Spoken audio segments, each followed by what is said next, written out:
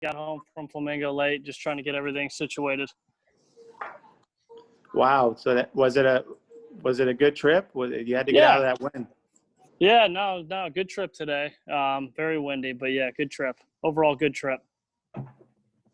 Well, what I wanted you to talk to us about is the upcoming, what the fall patterns are going to be coming up right now as we go into winter, and how we should fish flamingo, or even, do you fish in Chokoloskee at all? I don't typically fish over there. I did during when flamingos closed in April and May, but typically I fish, 90% down in Flamingo. Okay. Well then, yeah, just talk to us about flamingo and what the fall patterns, what starts happening in the bay. Yeah, so definitely we start to get a little bit of a bait push.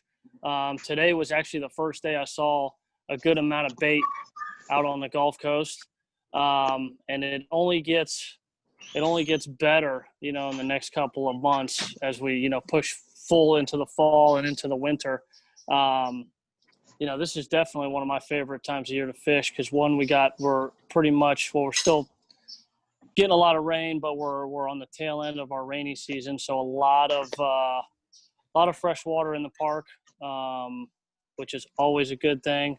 Pushes a lot of bait from way in the back, kind of pushes towards some of the bigger bays, talking about in the Hells Bay, Lane Bay, and some of the North River areas where you can fish, easy to get to.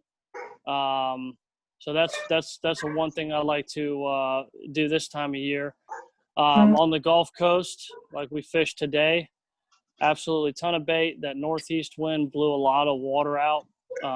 So everything was on that lower stage of the tide. Everything was out on the coast, out on some of the outside points.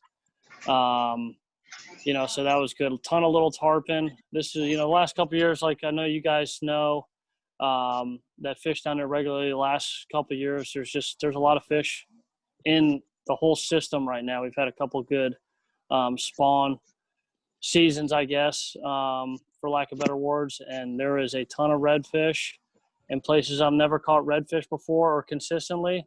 Obviously, there's a ton of little snook, and a really, really good class of small tarpon.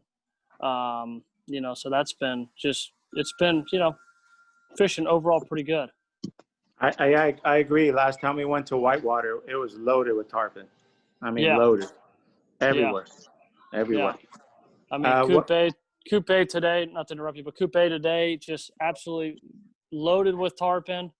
And, over the last couple of weeks, there's been bigger tarpon in there than your typical 5-pounders.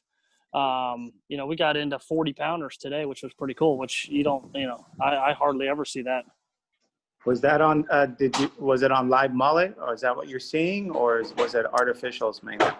What I do mostly is I mostly fly fish. But the spin fishing that I do is all pretty much artificial. And what I'll throw, and I do this year round, there's no specific season for me, but what I'll throw on the artificial side is I'll throw bait busters. Those seem to catch everything. And what I really like throwing is a jig and a little 3-inch white gulp curly tail. Yeah, we've heard of that one, right, Dave? That catches everything from 100-pound tarpon to redfish, snook, sea trout, whatever you want to target, to triple tail. Wow. No, we had another captain. What was the other captain's name? Bob LeMay. Bob LeMay. Yeah, that's one of Bob LeMay's staple baits he likes to throw. It works. There's a lot of times of the year, this time of year as well, especially the tarpon. They feed on these tiny little minnows, and when the minnows are schooled up, sometimes it's hard to get them to eat anything but a little jig and a white curly tail. So It's definitely a go-to artificial lure for me. Yeah, we had that last time. They were slurping little minnows. Yeah. I got one to eat a gulp shad. Oh, You know, nice. a Yeah. white one. He came up Very and, cool. and hammered it. Awesome. And I did see big tarpon there. I was impressed at the size of the tarpon. Yeah, they've been good-sized fish, that's for sure.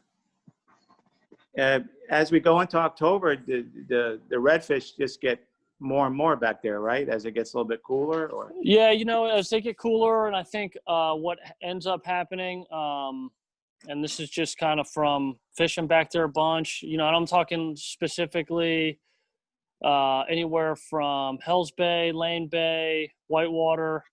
I think a lot of the fresh water, like I was saying, that fresh water gets pushed out off the marsh there's a lot of fresh water draining into the glades from our rainy season. And what I think ends up happening is pushes from way back in the backcountry, the areas that you can't get to, pushes a lot of that fresh water and salt water towards Whitewater Bay, which comes with the bait. And I think a lot of the other day we caught a bunch of big redfish, pretty far back up in Hells Bay. And I think they just get pushed out. And then once that kind of hydraulic flow of fresh water kind of slows down into the winter and into our early spring, I think that salinity, you get that tide push, and the salinity comes back up in there, and those fish will kind of scatter. So this is a time to get on some of those bigger fish that get pushed out from the fresh water. October, which is typically that time of year. Carlos, when you went out with Eddie, then you find all your fish on the outside. Yeah, we found them basically on the points on the outside islands closest to the Gulf. There were schools of redfish and schools of snook out there. Yeah, because they went to the other day. We went to what is it? Everglades City during the monsoon, during the tropical storm. Oh, nice. And there's so much fresh water that we didn't catch anything. And I just didn't think about it, that the fish were, just like you're saying, that's what it reminds me of, that the fish were pushed out because of all the fresh water. And the other day, Carlos and Eddie, another member, they went out there and they found them on the outside. And Eddie told me that's what you told them, that you think the fresh water pushed them out. Yeah, because we usually do pretty well inside. So when we went, it surprised me we didn't catch much. And so I was like, man, let's check out there. And they were there. Awesome. And I don't necessarily think that the fish move from way back, and east Whitewater to even further east and north of that area. I don't think they move all the way out towards the Gulf, but I do think they move towards a higher salinity level, which is basically the same thing that you guys experienced. Right. Yeah. Jason, can I ask a question, Henry? What's your go-to fly for Whitewater this time of year? What do you start with? What's your I try. best flies? I'm really, really simple. I don't try to overthink things. So what I'll start off with is a simple little bait fish pattern fly that I tie, and all I can, pretty much explain it to you. It's basically craft fur as a tail, and I put a little mono eyes, and then I'll wrap some of that EP brush head on it. And what I like to do is, and I learned this from another guide friend of mine, but he takes neck hackle and strips the actual feathers off it, so he just has the stems, and he ties that, and we'll tie that palmered, so it looks like two legs shooting out, and what it does is it just pulsates in the water. So it could literally be a shrimp, it could be a bait fish. It looks like all the above, and that's one of my go-to flies. I'll throw that almost 90% of the time. I rarely throw clousers. even though that's a very effective fly. I find most of my anglers have a hard time throwing that clouser with that weight on a smaller weight rod. So I keep it real simple. That fly that I just explained is a very easy tie and it's extremely easy to throw. Could you send us a picture of that, or do you have one to just put up? Do you have one now? Yeah. Show? Let me go. Yeah. I'll walk to my garage and I'll grab one for you. Thank you. Yeah. Awesome. I'll grab a couple of tarpon flies Sounds like too the minnows, that I like the throw. minnow pattern, Basically, minnow. it's a cross between a minnow and with those legs, a shrimp. Yeah. Yeah. Let me grab. I got one right here actually. It's kind of beat up, but you guys will get the idea. Oh. So it's basically craft fur. You can see those two stems. Mm-hmm. And you got a little bit of that EP head, mono eyes. And that's right there, I think, is the deal, is those I don't know if you kind of see it, but those stems. Higher. It's not like higher. Yeah, that's good. There it is right That's there. good. Yeah. So. All right. Thank you. Real easy fly. I'll grab a couple of other little flies I have. I'm standing right here next to the boat. We threw this the other day out front out front. Another little simple pattern. I don't know if you guys can see that. Mm-hmm. That worked great for redfish out front. Yes, this weekend. Rubber legs. These are just rubber legs. Okay. Basically, just rubber legs. And a nice body. Big, body. Nice little body. Just something that's kind of orangey brownish. And then I got one other little another little bait fish fly that I throw. Pretty simple, basic stuff. Mm-hmm. Okay. I try not to overthink it, So I'll show you a couple of this fly here. Basically, I throw 99% of the time at tarpon. Like Black Death. It's it's ostrich. I don't know if you've ever used ostrich, but that's some of the best stuff I've ever seen for tarpon flies. It's really moves in the water. It's awesome stuff. And all it is just EP fibers as the head, kind of like a toad. And then you got your ostrich. Here's a big one that I like to throw too. This is on a 4.0. Just something. The black is the ostrich, the black part, right? The black, red. You could put black, red, purple. Okay. That's the ostrich as a tail, and then the EP fibers as the head. Jason, do you throw that in clear water too, or mostly murky water? I throw it for both. If I get denied on the clear water side, I will go straight yellow chartreuse. Brighter.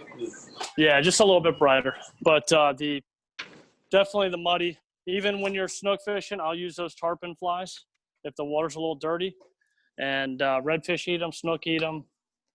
As long as that water's a little dirty, there's something dark that they can see. During October, don't we do the reds start schooling up on the flats as well up front? October. Right now they are. I mean, we ran into a bunch of schools Saturday in the anywhere between 20 and 50 fish. So we're pretty much close to October. But this time of year, I've seen them as early as August schooling up.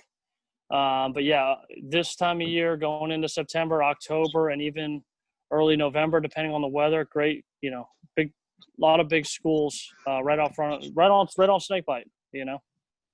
Wow, yeah, that's really come back strong.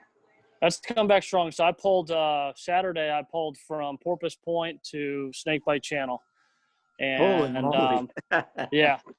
and got a good look at that flat. and there was a little bit of an algae bloom to the south before that storm that came through, the monsoon. And that south wind, I think, pushed some of that algae bloom to the north. And so the water was a little green towards Porpoise Point and just a little bit to the west. But once you got about where Jimmy's Lake is, the water really cleaned up. Grass is coming back. A lot of the shoal grass is moving into where the turtle grass was, where all that die-off was. So that's, shoal grass. Usually when from what I've been told, when the turtle grass dies off, that shoal grass is the first grass that takes over. And that's kind of what you're seeing right now up on Snakebite. Did you see a lot of snook on the flats too? We saw a few. It was mostly redfish. We were towards the back, pretty much the back wall, and I don't typically see a ton of snook back there. But we did see a couple. Most bows, like I said, mostly it was we ran into schools of anywhere between 30 and 50 fish, and they were really, really happy. And all you had to do is get anything in front of them, and they were pretty friendly. Jason, when you fish that back wall, don't you really have to watch the tide? Am I correct or not? Does it have to be a stronger tide to get back in? This is if you got a bigger boat, this is the time of year that you want to do that because there's a lot of water. And if you pick a tide, you pick a high tide in the morning, you're okay. But I wouldn't, if you're not real familiar with it, I wouldn't recommend it, especially in the back because it's really shallow and it falls out really quick. But again, this is the time of year where you could get away with a little bit because there's so much water down there right now. Yeah, because of the stronger, because of the moon being closer, right? You got the king tides. You got the king tides. You got the big, the big tides, and then you also have a lot of rain and fresh water dumping down. So that's another thing. Because right now, even in Whitewater, even in Hell's Bay, the other day, Lane Bay, the water is really high, from the last couple of weeks of rain. Not necessarily the tide. So there's definitely a lot of water in the park. Wow. Which is good. Because they're still moving water down. Yeah, exactly. All the water they're pumping into that canal on 8th Street, right, Herman? You saw it the other day. Yeah, they're still pumping at full blast. Yeah, good. Both sides, both the east and the west side. Good. I think they're pushing it there instead of out of Port St. Lucie and the Fakahatchee River. I think they're pushing it south now. Good. Yeah, but I have a friend of mine that his son's a diesel mechanic, and they I'm not sure who it was. Maybe I think it might have been the South Florida Water Management District, but they setting up a contract to put up a couple of big pumps in the Miccosukee area. I'm sorry, it wasn't. It was the Miccosukee contracted his company get some water going with these pumps. So that's good. Well, that station has 4 pumps and 3 of them are running full time. Yeah, that's good. And then over on the L67, they're pushing water off that too. Yeah, that's good. I just heard that the Army Corps said that they're going to have to get water out of the run it down to St. Lucie. That's what I just heard reports about that. So, that the lake's too high, and they're with the tropical season we're having, that they have to do it. They gotta dump it. Yeah, that's what they're saying. That stinks. So, it does stink because they're saying the beaches have been beautiful. Everything's been beautiful near Stewart. But the water's been phenomenal. So I hope they don't, because I've been there when the water's coming out and you see just a dark brown mess. I fished a couple weeks ago. I fished up in Jupiter and fished some dock lights up there, and that's connected to obviously to the Loxahatchee, and that water was so dirty and so nasty on that last bit of that falling tide that there was not. We fished for 4 hours and didn't see one snook on a dock light, and the water looked like you were fishing L60, L67 or whatever, Holiday Park. That's what the water looked like right there in the inlet. Oh my God! Yeah. Yeah. That's what happens. I hope they don't I hope they don't let out a lot, because we had a great meeting last time when about what happened in the bay in the fish kill. Yeah. And they were saying that was it the Little River, Herman, that they're Yes. Yeah, it had Yes, 4 it was times the Little water River. flow as usual. yeah, that they were running water out of Little River more than usual. Oh, So basically, And it's the oxygen level was 0 for 12 hours. jeez. yeah. So it's the same pattern here too. They run the water out of the rivers, and it just pollutes the bay, or it just doesn't help it at all. Yeah. Yeah. Anybody else? Do you guys have questions for Jason? No? Well, as it gets colder, do the fish go more towards the back then after the fresh water run out has stopped, and now they're I don't know. I don't know how much, I'll catch fish in the same areas all year round. So I don't know how much the fish move from they might move a couple of bays up or a couple of bays back, but like I spent a lot of time in Hell's Bay, and that's some of the same spots are pretty consistent year round. My biggest thing is once that water temp, let's say we have a cold front, and if that water temp drops, anywhere between 6 and 10 degrees, that's when I know it's going to be a tougher day. But as far as like the falling pressure, rising pressure, I watch more the water temperature than anything, how much it'll change, because you'll see it if a cold front blows through and it's a north wind and it's real cold at night, you'll see that water temp drop. I've seen it drop 10 or 15 degrees. That's when, maybe you got to totally switch gears and maybe fish a little bit slower, or fish maybe even live bait, shrimp or whatever, fish a little bit deeper water. That's kind of what I really look for personally. But a lot of the areas, I'll just kind of taste the water, see what kind of see if it's salty or if it's real fresh. You could kind of tell without even tasting it as well, just the clarity of it, and just kind of going from there. But so on those winter days like that, I won't spend a lot of time. I'll move around a lot and try to cover as much water as I can. I look for really on the Gulf Coast. I'll wait till that sun kind of warms things up on some of those mud flats back there, and up inside, I look for black bottom. Tarpon Bay's got black bottom. Some areas of Lane Bay got black bottom. That's kind of what I really focus on those really, really colder days. So Do you find any real slowdown below 70 degrees, 70 to 65, for instance? Only if it went from like 75 to 65 in a day.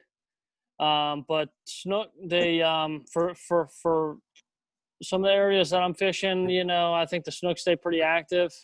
I think if it goes down 62, 61, then you definitely have to slow down. But I think it just depends on the day to day. From one day to the next. If it's consistently 65, I think you can catch fish, no problem. They kind of acclimate themselves to that and get back on the feed. This time of year, what's your favorite temperature to find, if you can locate it? I like hotter the better, because most of my charters were tarpon fishing, or at least for the first few hours of the trip. So the hotter the better.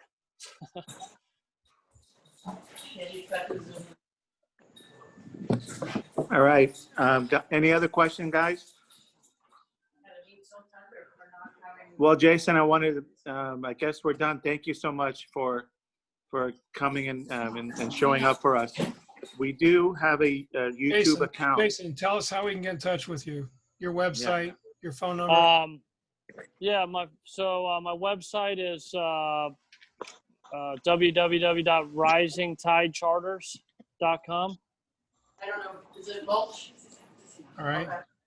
Phone number is 954 Yep. 864 0592. And if any of you guys ever want to shoot me a text or call and ask me how the fishing is, or if you're going next weekend, you want to report, feel free. You can always do that. Well, Thank you. I've been recording Appreciate it. this. So I'm going to Thanks, put it on Kevin. the YouTube channel that we have, so people could come in and look at it at any time. So Cool. Sounds good. I appreciate it. we'll get you the How link. many do you take on your charter boat? I fish out of a 16-foot skiff, so I usually take myself in two. Yeah. So sometimes I can fit three. It just depends on the size of the people. Like a dad and two kids or something like that. But mostly it's just two guys or one guy. Excellent. When do you decide whether to go in the front or the back, snake bite or the whitewater, or you do both in the same day? How do you decide that? Sometimes I'll do both. One depends on the tides, obviously. Mm-hmm. Second depends on the weather, and then also depends on what type of angler I have that day. And I kind of base my trip around that. So, for example, if we got good weather and guy wants to do some sight fishing, we'll go out front. But if it's a little bit windy, there's plenty of sight fishing to do in the back. It just makes it a little bit easier because you can hide obviously from the wind. But most of my tarpon fishing that I do is usually in the back or on the coast. Mm-hmm. All right. Okay. Well, Jason, thank you again very much. Nobody else has any questions? All right. Thank you so much, Jason. Jason, you're off the hook. Captain. All right. Thank you. Hey, I apologize for being late. I can't. I have a Great hard time job. turning my phone on. You got the hang of it Listen. now. Thank you for taking the time. Yeah, my thank pleasure. you. Thank Thank you for setting up the other captains. That was really nice for you. Yeah, no, when you were. like I said, I appreciate you guys having me on. Thank you. Thank you. Have a good All evening. right. You too. Right.